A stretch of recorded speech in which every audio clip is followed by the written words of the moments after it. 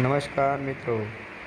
તો હવે આપણે બેટ દ્વારકાથી રિટર્ન જઈશું ઓખા તરફ, અને વાતાવરણ પણ એકદમ ચોખ્ખું દેખાઈ રહ્યું છે, કેવું એકદમ ક્લીન. અને આ આપણને દેખાઈ રહ્યું છે સામે સિગ્નેચર બ્રિજ બની રહ્યો છે, જે ઓખાથી બેટ દ્વારકા સુધીનો, જે તમે પર્સનલ ગાડી લઈને પણ આવી શકશો. જો અહીંયા બોટ ભરાઈ રહી છે અને ઘણી બધી બોટો ચાલી રહી છે, અને કેવું પાણીનો નજારો, એકદમ ક્લીન પાણી દેખાઈ રહ્યું છે આપણને, અને સામે સિગ્નેચર બીચ પણ દેખાઈ રહ્યો છે.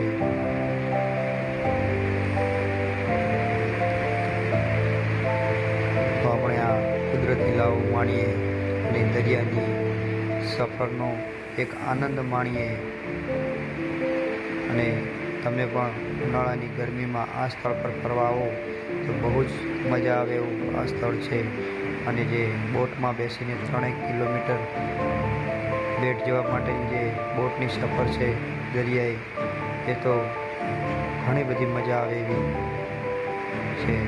આપણે સામે સિગ્નેચર બીચ પર જોઈ રહ્યા છે, તૂટક બનેલો.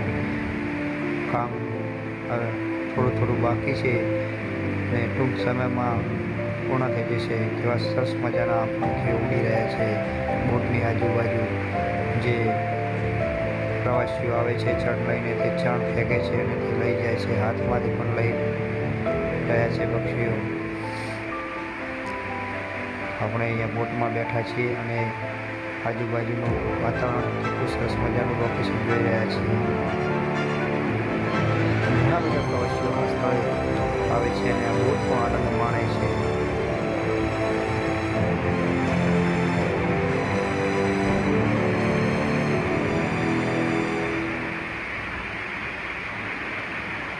સિગ્નેચર બીચ જોઈ રહ્યા છીએ આપણે સામે, તૂટક બનેલો. અને ઘણું બધું કામ સિગ્નેચર બીચનું પૂરું થઈ ગયું છે. હવે ટૂંક સમયમાં સંપૂર્ણ સિગ્નેચર બીચ બની જશે,